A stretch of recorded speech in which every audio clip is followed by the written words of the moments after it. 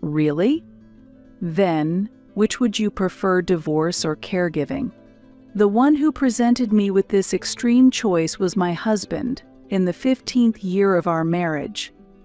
For many years, he has despised and exploited me. At 43 years old, with dim prospects for remarriage, he probably doesn't expect me to choose divorce. He is forcing this cruel choice upon me, fully aware of that fact. I sighed quietly so that my husband couldn't hear. Any affection I once had for my husband had already vanished from my heart. And he still doesn't know the fact that I would not be troubled by anything even if we divorced. While watching my husband's unpleasant smirk, I took a deep breath. Then, to release the long-accumulated resentment, I stared back at him intently. My name is Joyce Hill. I turned 43 this spring. My marriage to Solomon began from a romance, and 15 years have passed. Our meeting started when Solomon approached me at the bar I frequented. This bar is so hidden, I didn't expect to find someone as young and charming as you here. Would you like to drink together? Initially, I saw him as a frivolous person, but as we talked more, I began to see his charm. Solomon listened to me attentively and always laughed joyfully. I was drawn to his smile, and eventually, we started dating. 2 years later, we decided to get married. Is it true that he has debts? You should avoid marrying such a person. Most of the hardships will fall on you. It's not just about the debt, but I feel like he's hiding something. I can't entrust my precious daughter to someone like that. After I introduced Solomon to my parents, they expressed their opposition to our marriage. Solomon had lost his father when he was young and struggled financially during his college days. He explained that he had incurred debts to cover tuition and living expenses, but my parents were skeptical of his story. Could he be falsifying something? Enough. Even if you both don't approve, I'm going to marry Solomon. I married Solomon despite my parents' objections. As a result, this issue caused my relationship with my parents to become distant. More precisely, I was the one who distanced myself from them. 15 years have passed since I married Solomon. I am now 43 years old, but we have never had children. Solomon treats me not as a wife, but as someone who does household chores. Initially, we were a loving couple. We'll have kids someday. We used to say as we both led busy lives. However, just a year after our marriage, the company I was working for went bankrupt. At that time, Zelda, my mother-in-law, who was living separately, made this suggestion while I was busy looking for a new job. Why don't you just stay at home? That way you'll have kids in no time. Show me my grandchildren soon. 6 months into our marriage, my mother-in-law had already started pressing us for children. She saw the bankruptcy of my company as a perfect opportunity for me to stop job hunting. Honestly, it's difficult to make ends meet on Solomon's income alone. He is still paying off his college debts, and the living expenses he can provide me are limited. Ignoring Zelda's words, I managed to find a new job, but this seemed to have backfired. After that, my mother-in-law started throwing harsh words at me. I want to see my grandchildren soon, but Joyce doesn't understand my wishes at all.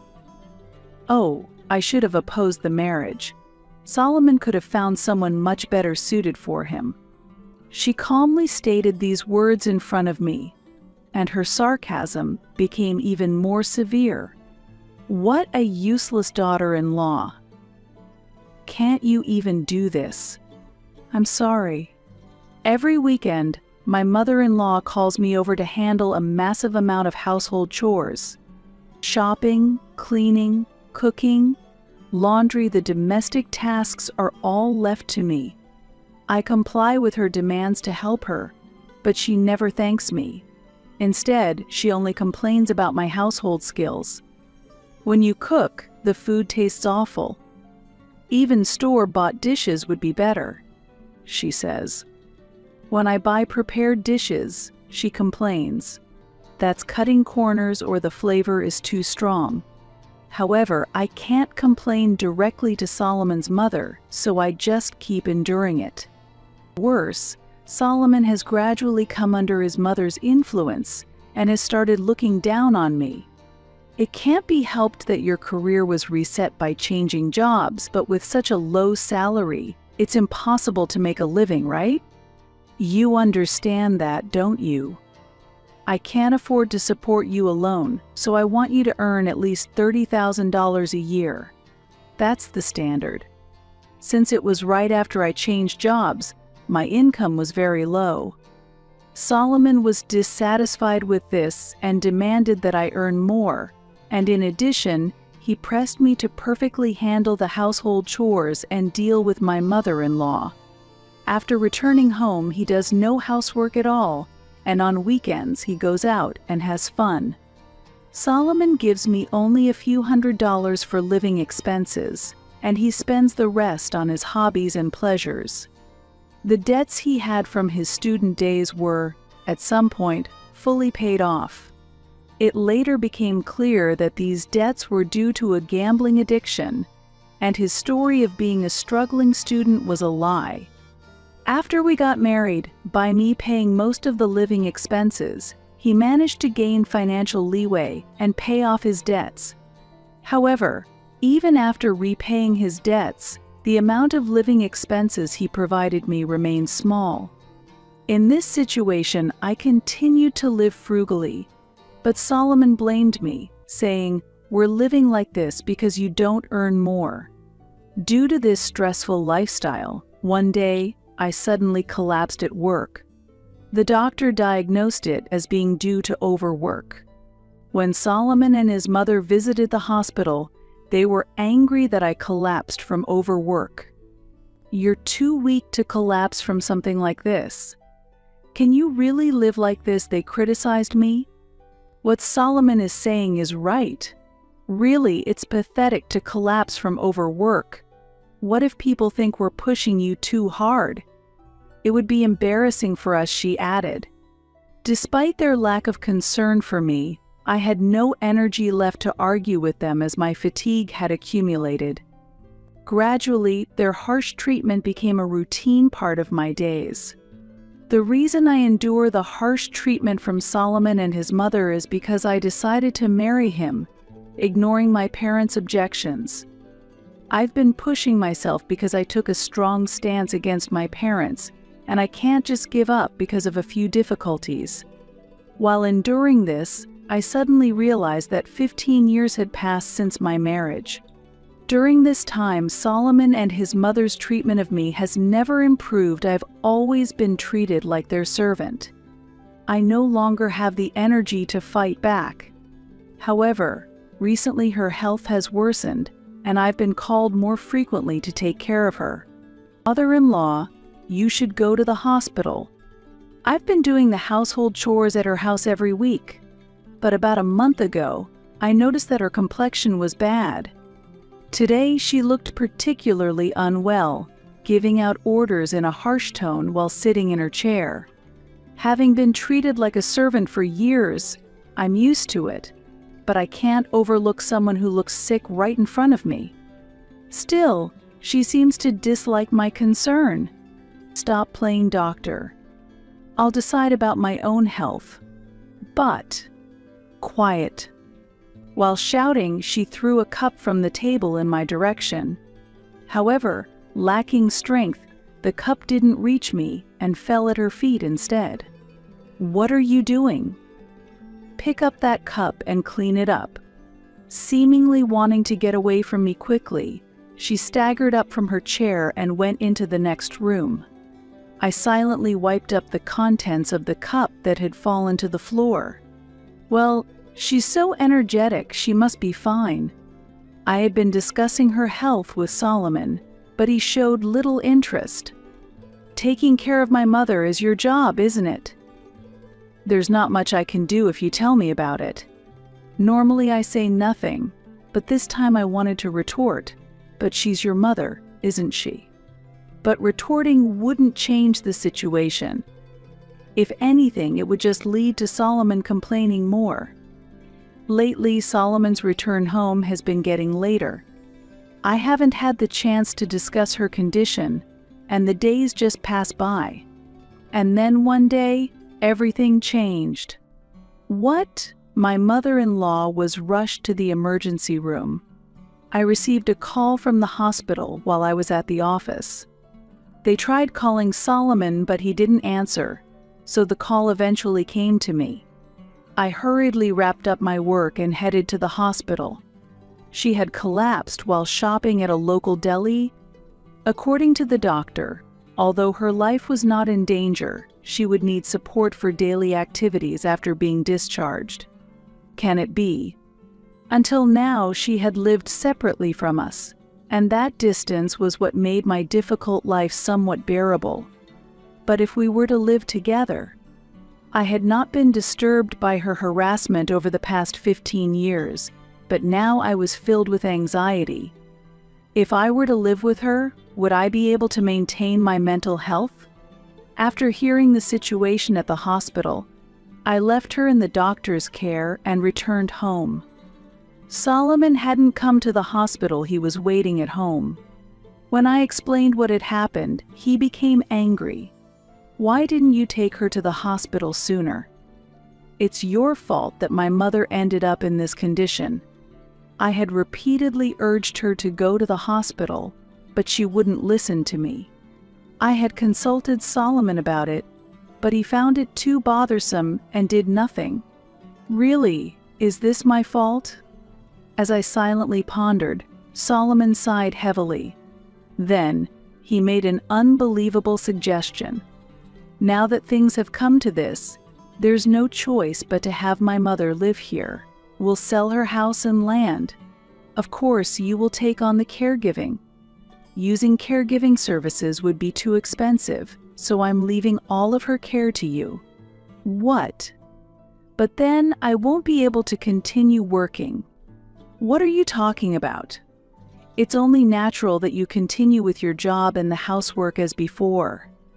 Saying that you can't do your job or housework because of caregiving is just an excuse.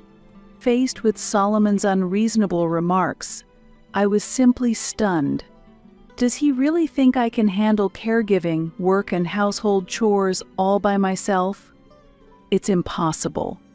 At these words that slipped out unexpectedly, Solomon reacted, If we're going to take care of your mother here, we must share the responsibilities of household and caregiving. It's impossible for me to do everything alone. Solomon looked surprised at my rebuttal. Having spent the past 15 years mostly without defiance, not only he but also I was surprised by my own reaction. However, those spontaneous words highlighted how unrealistic his demands were. Solomon frowned and retorted, "Is that so? Then, which would you prefer, divorce or caregiving?" Choose either. I don't care." While saying this, Solomon gave an unpleasant smirk, imposing a tremendous choice on me. "You're not on good terms with your parents, and if we divorce, who will you rely on? It'll be difficult for a woman alone to live decently. With such a low salary, if you leave me, that's the end. Without me, could you even survive?" Thus, Solomon confidently indicated that divorce was not an option for me. Witnessing him looking down on me with such arrogance, it felt like something inside me broke. All right then, I choose divorce. I'm moving out today.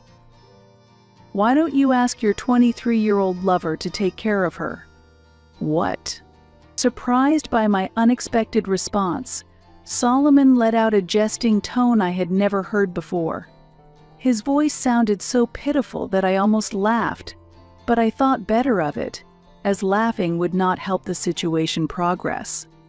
Holding back my laughter, I pulled out something I had been hiding in my bag for a long time. Here, take this. While puzzled, Solomon took the bulging brown envelope I offered him. As he checked the contents of the envelope, his face gradually turned pale. "What is this?" As Solomon's voice trembled, I answered calmly, "It's evidence of your affair with your 23-year-old lover." The envelope contained numerous photographs. In the photos, Solomon was seen intimately linking arms with a young woman. Solomon's return home had started to get later 6 months ago. At that time, I began to suspect his dishonest actions, but I had yet to obtain concrete evidence. However, his consistently cheerful demeanor when he came home every day intuitively told me something was off. So I hired a detective and discovered that he was indeed having an affair. His affair partner was a 23-year-old stripper. He first visited the cabaret club as part of a business association. Solomon, inherently frivolous, had dated several women before our marriage, but it seemed that these women issues had resolved after he shifted his interests elsewhere post-marriage. However, one day, invited to a strip club by a business contact, he met a woman who perfectly matched his ideals and fell for her instantly. Since then, he has been pouring his salary into that strip club, eventually forming an intimate relationship with the stripper. Your affair partner? She's cute and young, but do you think she can take care of your mother? Your mother likes to give orders, and she will be even more demanding after she's discharged. Pointing to the woman in the photos, I confronted Solomon. No, this is a misunderstanding. It was just a bit of fun, not an affair. He stammered, his previous confidence vanished, and he began to offer a feeble excuse. Oh, just a bit of fun, huh? Yes, that's right. I didn't intend to do anything serious. Cutting off his excuses, I sighed heavily and stopped the conversation. Then, I pulled out my smartphone and played an audio file. I'll divorce my wife soon, and then I'll marry you right after. I'll protect you for the rest of your life. Hearing Solomon's sweet voice from the smartphone, I grimaced with discomfort. Meanwhile, Solomon, pale-faced, stared at me, demanding to know why I had such a thing. This is just a part of the evidence collected by the detective agency.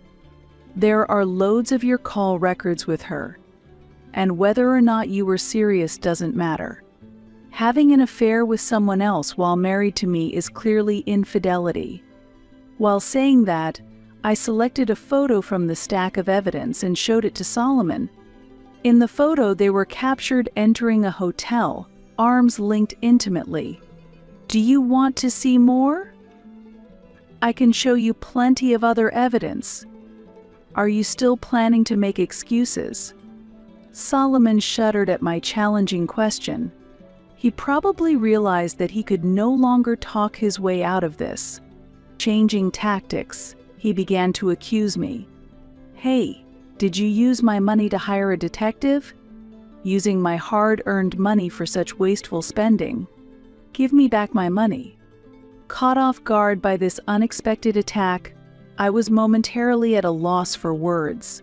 Solomon seized this opportunity to further his verbal assault. Do you know how much it costs to hire a detective? Using my money for such a ridiculous investigation? You're the worst wife. Well, if you return the money with interest, I might forgive you this time. Seeing Solomon twist the situation for his own benefit, I was utterly astounded and asked, "When did you become so petty?" Struggling to maintain my composure, I calmly retorted to Solomon, "I used my own savings for the detective. I haven't touched your money at all, so no worries there." That can't be true. There's no way you have that much money to hire a detective. Or, did you not know that I was recently promoted to department manager? I'm earning quite a sum now. Solomon was visibly shocked by this unexpected revelation. After graduating from college, the company where I had worked for a long time went bankrupt due to the economic downturn. In my next job, I started from scratch as a basic sales clerk, despite leveraging my experience. I was initially placed in a sales administration role, but there was a system in place that promised additional bonuses for success, not just a base salary. Content at first with the administrative position, I faced Solomon's complaints of earn more and directly requested my boss for a transfer to sales. The sales role was challenging, but I embraced the challenge and became the first person to transition from an administrative to a sales role at the company. At the time, the company was seriously short-staffed in sales, and help was desperately needed.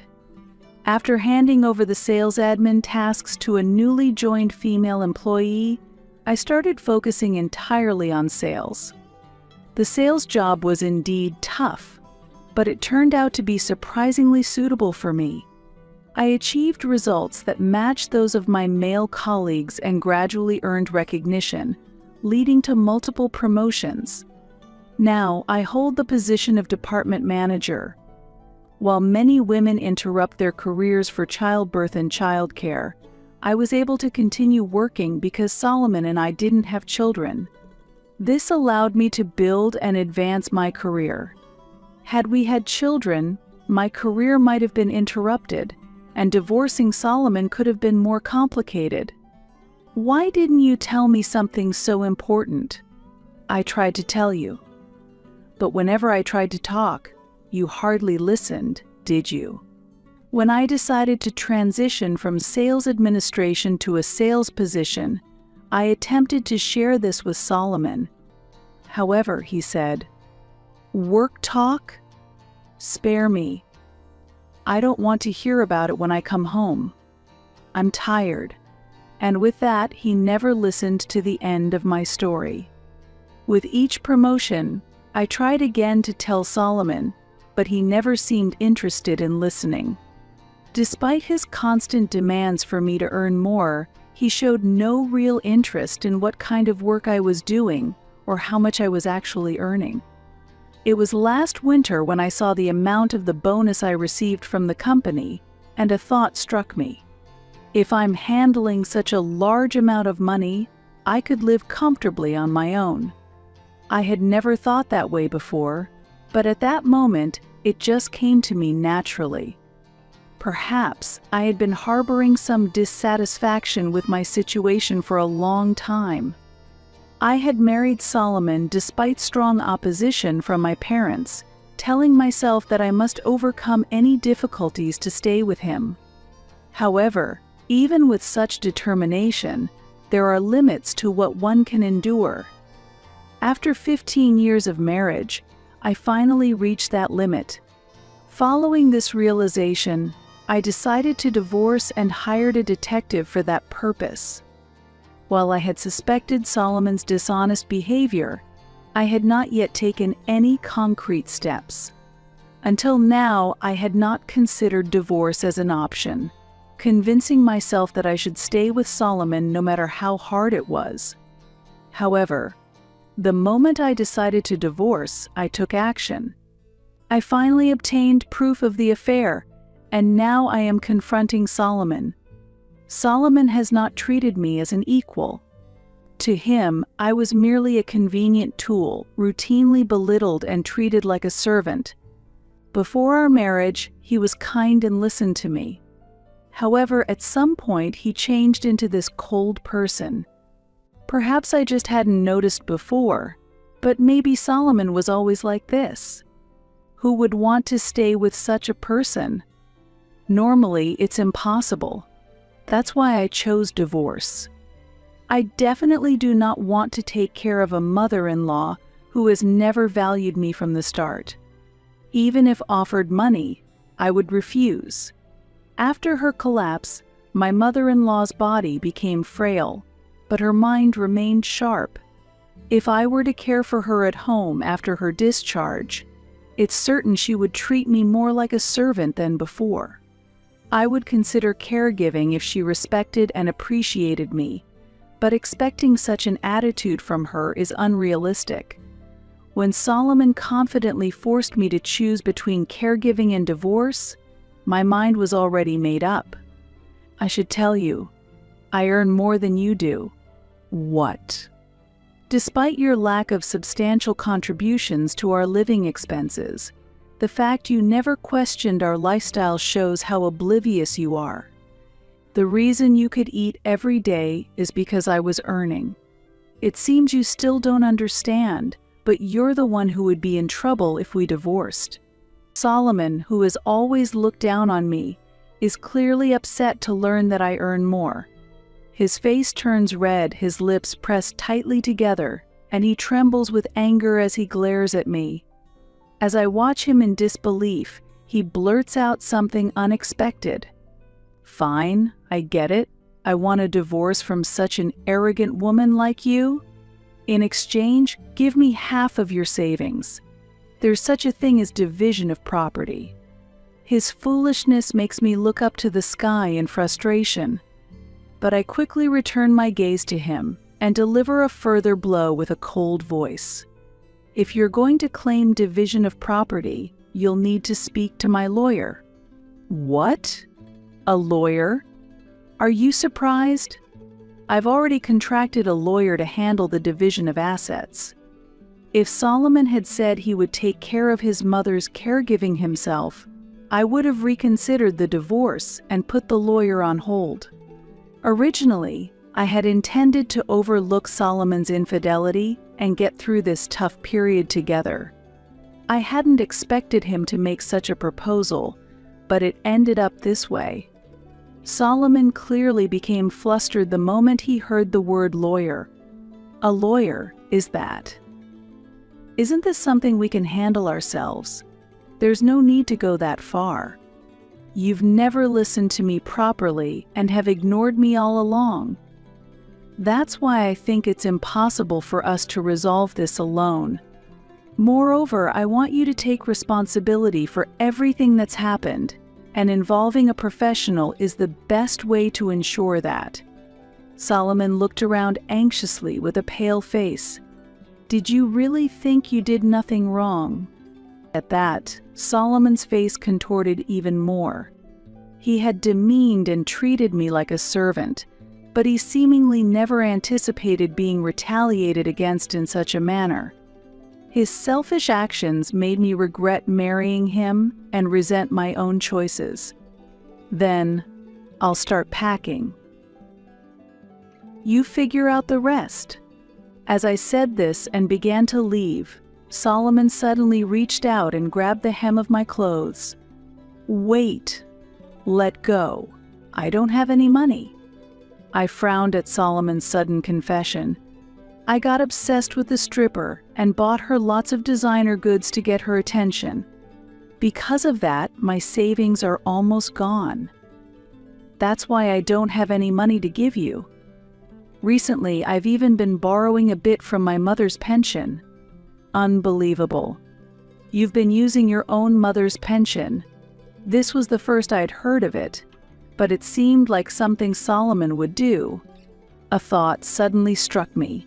You never talked about living together before, but as soon as your mother got sick, you suggested it.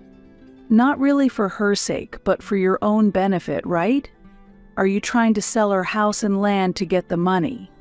At my words, Solomon awkwardly diverted his gaze. The nausea stirred within me knowing my husband could act so calculatingly. You're truly despicable. To do such things for your own gain. I've been treated horribly by your mother, but I do feel sorry for her having such a son. However, while I might feel a hint of sympathy, I'm not about to forgive all her past actions. I shook off Solomon's hand and declared coldly, "It doesn't matter that your savings are depleted. If necessary, I'll have your wages garnished to cover the costs. I have a divorce lawyer who's experienced in these matters." Wait, please reconsider. I'm begging you. It's impossible. No matter how firmly I refused, Solomon showed no signs of giving up easily. He knelt down as if atoning for a grave sin, desperately begging for forgiveness. "I'm truly sorry. From now on, I'll change and start over. I'll help with my mother's care, of course, and I'll actively assist with the household chores. And I'll never cheat again. If you divorce me, my life has no future," he pleaded. It seemed he finally understood that his daily life couldn't function without me. But it was too late. "How can I believe your words now after years of betrayal? You are incredibly naive and detached from reality. I am determined to go through with this divorce by any means necessary," I stated resolutely. "No way," Solomon exclaimed in shock. "What you are about to face is the natural consequence of your continuous disregard for me. Just quietly accept it.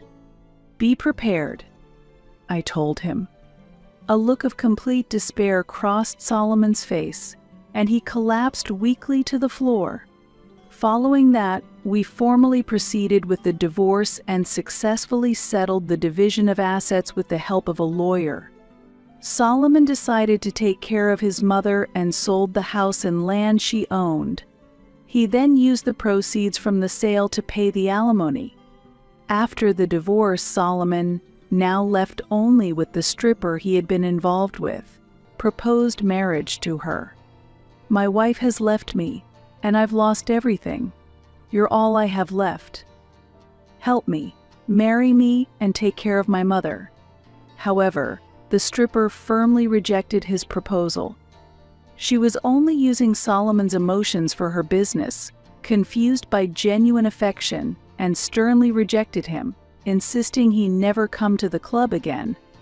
When Solomon proposed marriage to the young stripper, intending for her to take care of his mother, it was an unbearable request for her. Solomon, once charming, seemed to have lost his ability to understand women over time. 15 years had passed, and the man he once was no longer existed. Ultimately, his relationship with the stripper he met at the strip club ended with him being banned from the establishment.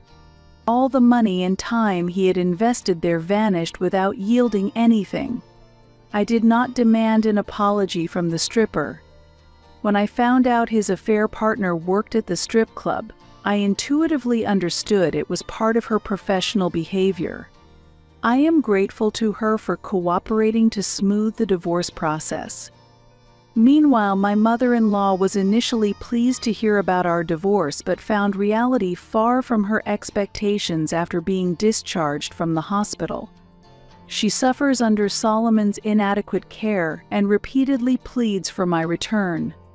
"Why did you divorce Joyce? You are the reason I am suffering so much." She lashes out at her son. She seems utterly unaware that she was part of the reason for our divorce. If she had been more understanding, she might not have left Solomon alone, and perhaps we would not have divorced. However, my mother-in-law is very self-centered, much like Solomon.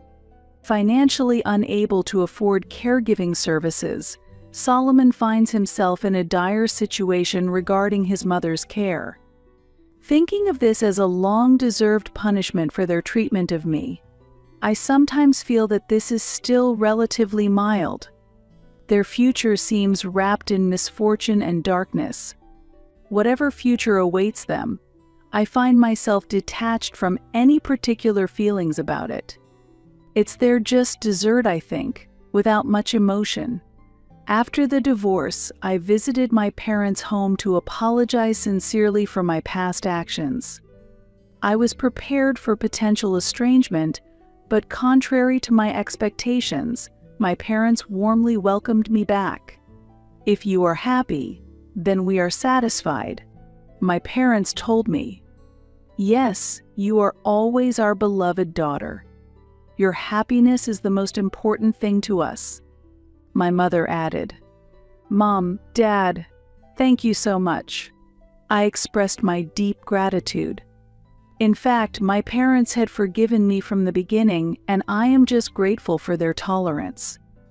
Currently, I have rented a new apartment near my parents' home and have started a new chapter.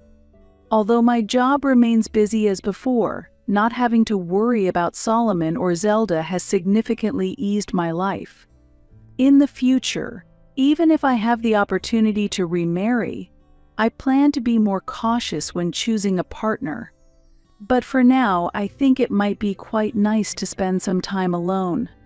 I am considering enjoying this independent life. I cherish these peaceful days.